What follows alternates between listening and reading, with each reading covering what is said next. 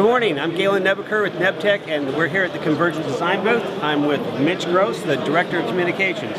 Mitch, can you tell us a little bit about the announcement you made this morning? Yes, we have lots of new announcements coming every month from Convergent Design with the Odyssey 7Q as we add new features. But the big one today is 4K ProRes. We're going to record directly on the unit in 4K ProRes 422 HQ. So really rich file, really great material, and ease of use for lots of different cameras because 4K is the way the world's going. Great, that's outstanding news for us in the video assist world, recording 4K directly off the camera that we can then use for 4K video assist. We've had a number of firmware updates recently, in July, in August, and then coming at the end of September, we're at another firmware update. So we've really been rolling out new features, new capabilities. In July, one of the big things we did was expand our playback systems, and it's a real complete rework of our playback system. You have direct access to separate files, it's a nice library structure to it, and then you hit a playback function, you can hit regular sort of deck controls, play, pause, fast forward, rewind, individual frame forward and back.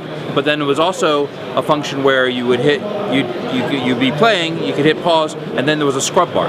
And it would actually give you, like, you know, what the play out of the whole file was, but then you could just run your finger along it, or just really along the whole frame, and you could actually just zip anywhere in and out of the file.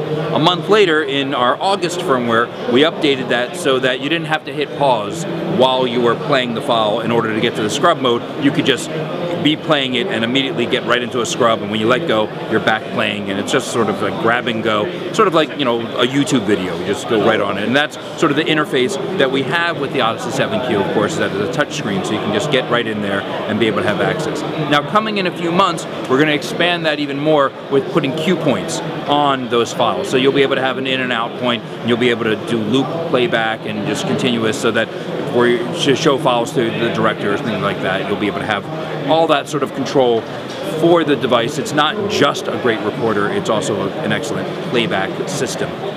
There's other functions that we've added. Now we can go 1080p up to 60 frames a second, so 5997 as well as 50.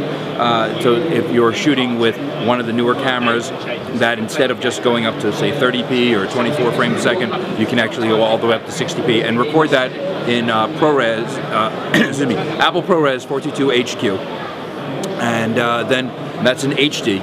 And then announced today here at IBC, we have 4K Apple ProRes 422 HQ. So we'll be able to take over 4 HDSDI feeds. Eventually we'll also have that as 2, 3G, depending on different cameras at different types of inputs it would take.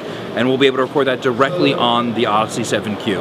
And then the Odyssey 7Q, of course, takes all these files, and it outputs everything over SDI and HDMI simultaneously all the time, and it does it in HD. So even though you're recording 4K files, you'll be able to have as many HD sets, monitors all around the set, and you'll be able to just feed the files to them, so it sort of makes it compatible with sort of everybody else's system, so that it's just easy to play out those files, yet you still have your 4K master right there on the Odyssey 7Q.